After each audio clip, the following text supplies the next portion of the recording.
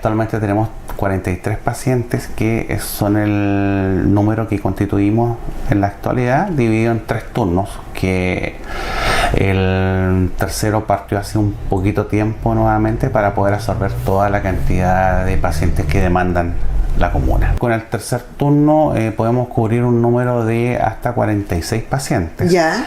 Y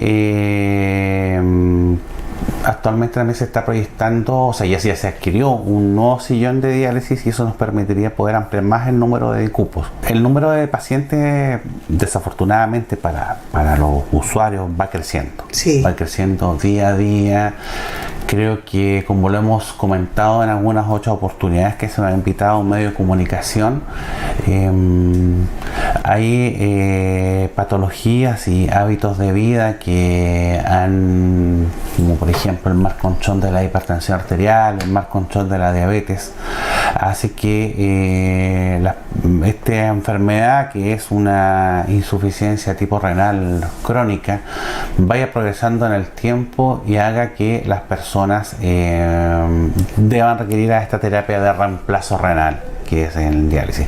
Hay otro número que también es significativo, que son de patologías que las personas nacen con algún tipo de alteración patológica, y otros que son durante la vida, se producen algunos trastornos autoinmunes donde el mismo organismo desconoce el cuerpo y empieza a atacar a los órganos como son los riñones.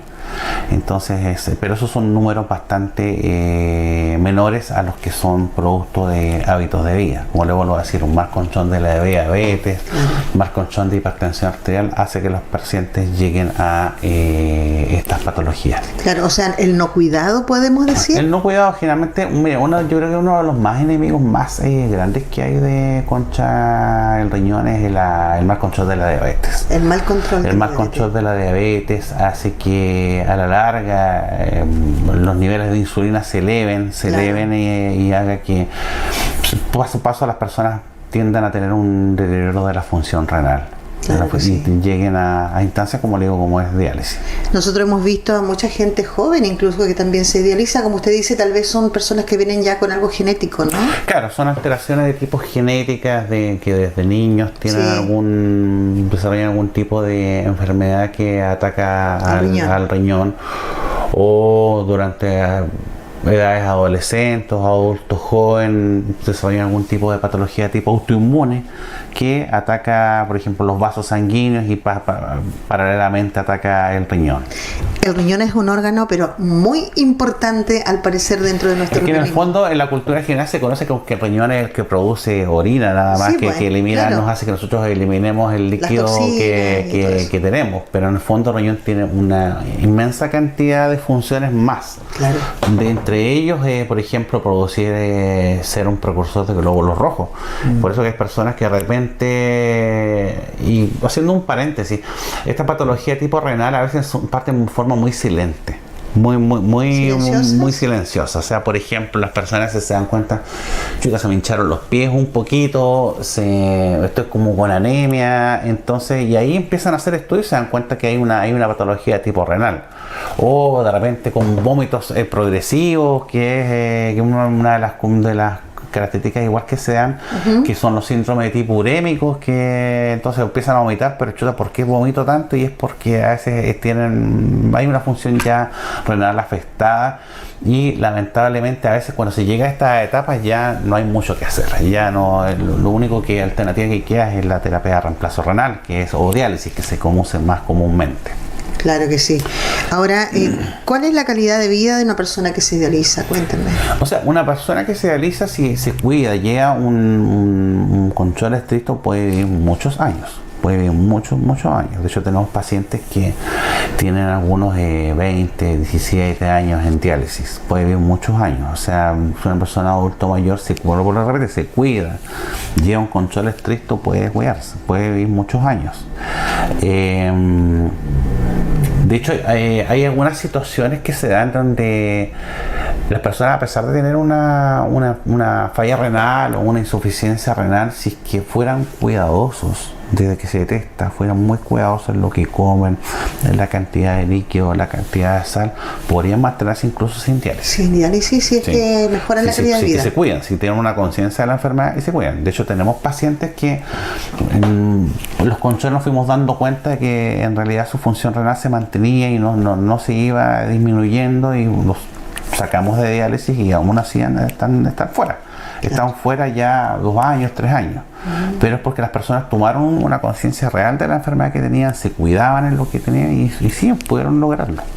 ¿Qué es lo que hace la diálisis en el cuerpo? ¿Qué pasa? En el fondo, a ver, la diálisis es un proceso donde se aportan soluciones, se mantiene un equilibrio para que la persona pueda dializarse en las horas. Pero el trabajo en sí lo hace el filtro. El filtro no es que la sangre entre a la máquina y salga de la máquina. O sea, es el circuito, es como, hay muchas personas que pensarán es que entra la sangre, entra a la máquina. No es así. No es así. No, es un circuito extracorpóreo. O sea, la sangre sale del cuerpo, pasa por el filtro, que es el filtro de diálisis, que es un filtro como que fuera un filtro como de combustible, que fuera un filtro que pasa y se filtra. Entonces el filtro retiene las sustancias que a cierta cantidad de tamaño no pueden pasar, y eso el filtro lo va haciendo.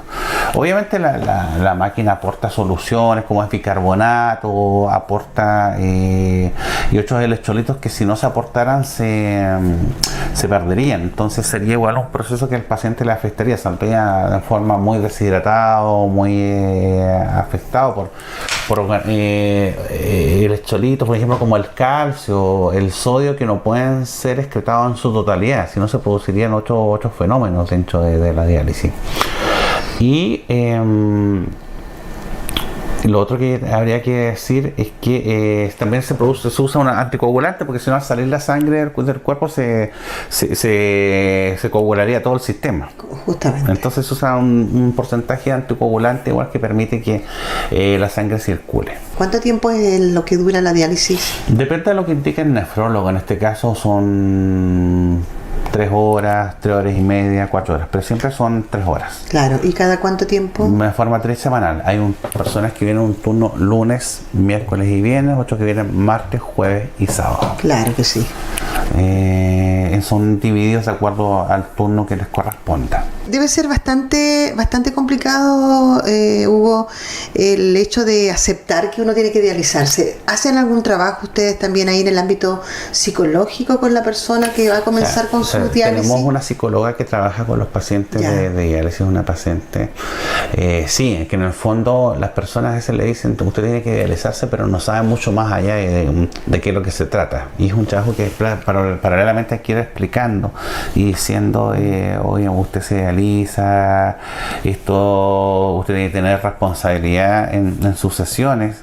Van a ser trisemanales, y explicarle de qué es lo que se trata, porque las personas a veces tampoco desconocen o tampoco conocen. Si tenemos pacientes jóvenes que si ellos investigan, revisan qué es lo que es diálisis, por qué llegaron a esta etapa, ellos pueden verlo, tienen al alcance la tecnología. Pero si hay personas, adultos mayores, que si uno tiene que explicarle, tiene que darse un tiempo más. Tuvimos un paciente que cuando se inauguró el tercer turno lo invitamos, y el caballero obviamente se acercó y se le explicó, pero es importante también el compromiso que tengan del entorno familiar. Es muy importante eso. Sí, porque a veces uno le puede explicar, no sé, hay personas que tienen personas que son de adultos mayores, que algunos no tienen un nivel de instrucción adecuado. Bueno, antiguamente no eran muchas las oportunidades que las personas podían tener para poder estudiar. Claro. Entonces, sí es importante el compromiso del entorno que tengan. Es muy importante eso, el apoyo familiar. El apoyo familiar. O sea, y yo creo que ante cualquier enfermedad crónica, o sea, hablemos de hipertensión arterial, diabetes, el cáncer, el entorno que tengan que tener es la fortaleza que la persona pueda salir bien en su enfermedad. Claro que sí. Sobre todo cualquier tipo de patología crónica.